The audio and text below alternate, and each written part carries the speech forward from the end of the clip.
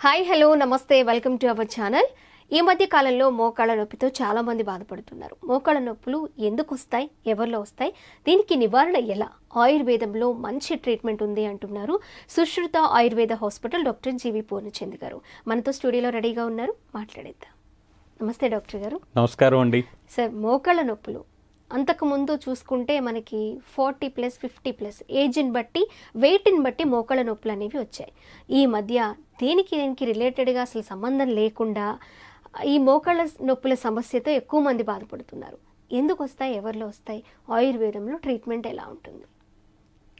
మోకాళ్ళ నొప్పులు కూడా ఇప్పుడు లైఫ్ స్టైల్ డిజార్డర్స్లో భాగమైంది. మీరన్నట్టు పూర్వం వార్ధక్యం 40 ఏళ్ళు దాటితే చెత్తవారం అంటే 40 ఏళ్లకు వచ్చే కంప్లైంట్ అని. చెత్తవారం అంటే చారు అంటే 4 పదులు, 4 పదులకు వచ్చేది కాబట్టి చెత్తవారం అంటే కళ్ళజోడ వస్తుంది 40 ఏళ్ళకి అని ఒక లెక్క ఉండేది మనకి.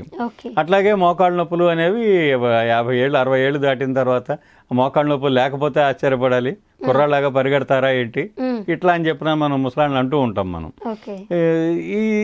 ఆ లెక్క అంతా ఇప్పుడు మారిపోయి మోకాళ్ళ నొప్పులకి కాలేజీ పిల్లలు కూడా మోకాళ్ళ నొప్పులతో గురించి మాట్లాడుతున్నటువంటి పరిస్థితిని మనం చూస్తున్నాం.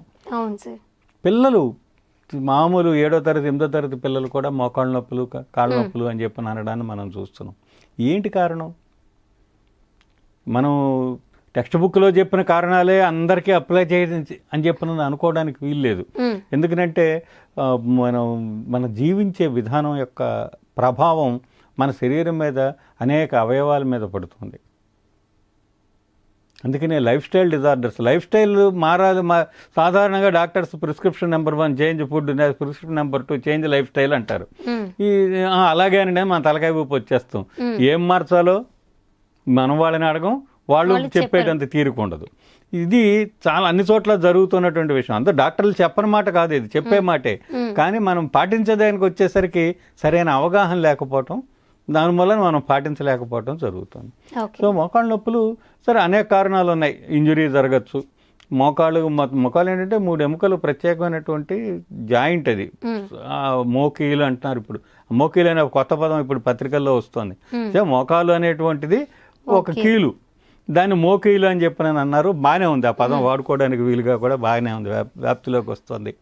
ఈ మోకీల్లో మనకి ఆ పైన మోకాటి చెప్ప, ఈ పైన థైబోను, కింద ఉన్నటువంటి ఎముక, వీటిని కట్టి ఒక జాయింట్ లాగా తయారు చేస్తున్నటువంటి లెగమెంట్స్ అనేటువంటి కండరాలు, ఆ పైన మోకాటి చెప్ప, ఇవన్నీ కూడా వీటికి మధ్య కార్టిలేజ్ అనేటువంటి మెత్తటి ఎముక పదార్థం, ఇవన్నీ కూడా ఈ మోకాలు చక్కగా నడిచే బలంగా మన శరీరం యొక్క బరువుని హాయిగా చక్కగా మొయ్యగలిగేటువంటి శరీరం బరువుని ఏం మోస్తోంది?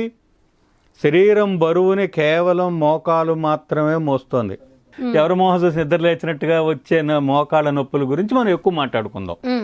ఎందుకంటే ఒక రీజన్తో వచ్చే వాటి గురించి మనం ఆ రీజన్ తెలుస్తూనే ఉంది. గాయం అయింది, గాయానికి చికిత్స జరుగుతుంది. కానీ ఇవి ఏమేమి ఉండవు, లేకుండానే మోకాళ్ళ నొప్పులు వస్తూ ఉంటాయి. సరే, ఎక్స్రేలు తీస్తే బోల్డ్ అని తేడాలు ఉంటాయి, మనకి తేడాలు కనిపిస్తూ ఉంటాయి. ఎక్స్రేలో పలానా తేడా ఉంది కాబట్టి ఇదిగో ఈ నొప్పి వచ్చింది అని చెప్పినని డాక్టర్లు ఎక్స్ప్లెయిన్ చేస్తారు. సో ఆ తేడాలు ఎందుకు వచ్చినాయి? ఏ దెబ్బలు తగలలేదే, మనకి ఏ యాక్సిడెంట్ అవ్వలేదే, ఎందుకు లోపల వాచిపోయింది, 2 ఎముకలు వాచిపోయినాయండి, లేకపోతే గ్యాప్ తగ్గిపోయిందండి, ఇట్లా మనకి వైద్యులు చెప్తారు కదా. ఎందుకు జరిగింది అట్లా వాచిపోవడానికి కారణం ఏమిటి? దీన్నే ఆర్థరైటిస్ అంటారు. ఇప్పటిదాకా మోకాళ్ళ నొప్పులు అంటే మోకాలకు మాత్రమే మన దృష్టి ఉంది, మోకాల మీద మాత్రమే ఉంది.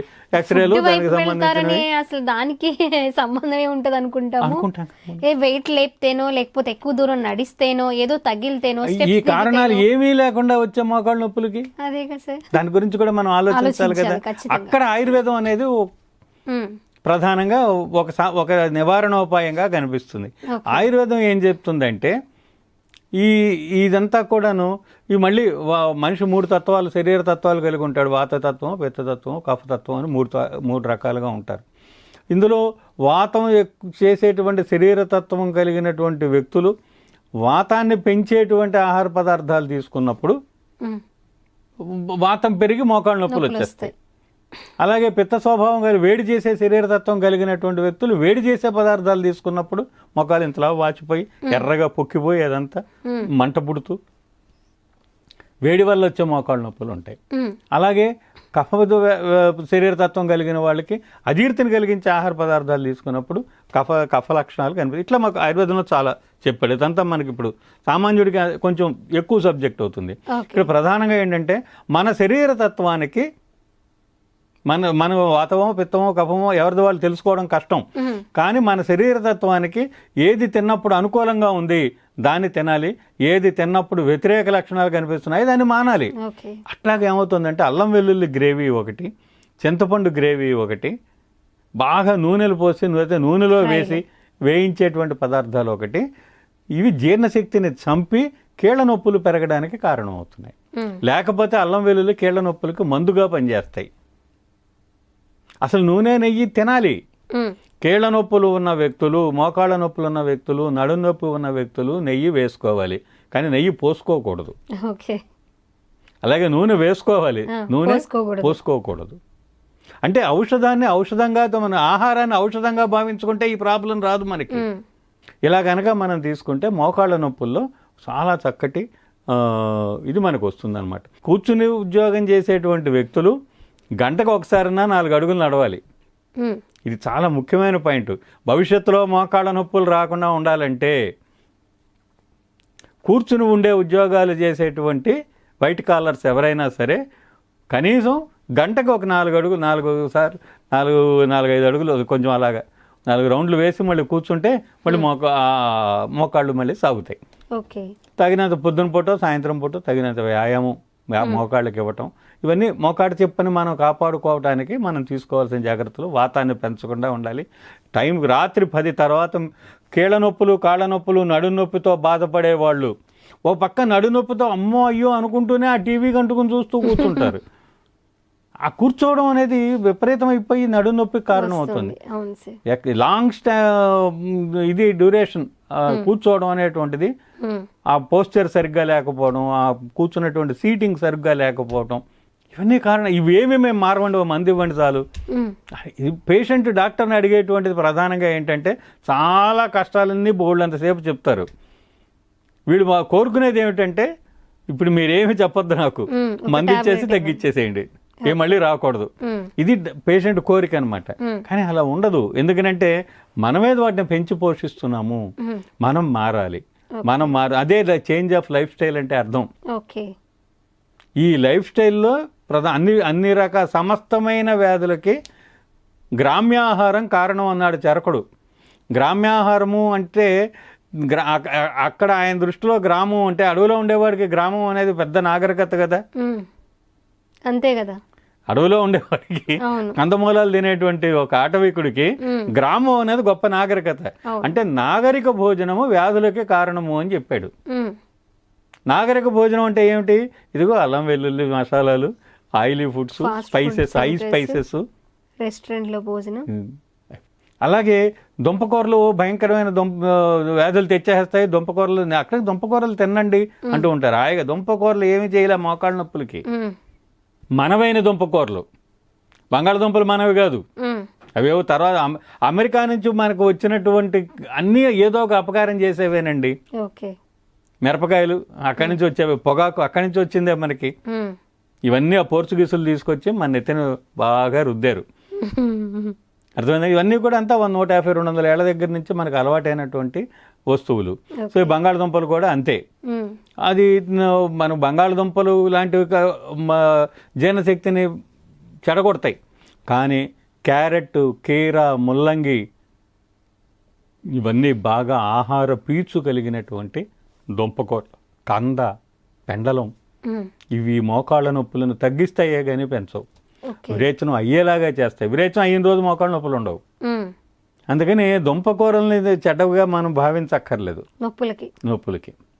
ఇవి ఇటువంటి ఆహారాన్ని కనుక మనం తీసుకుంటూ, ముఖ్యంగా త్రిఫలా చూర్ణం.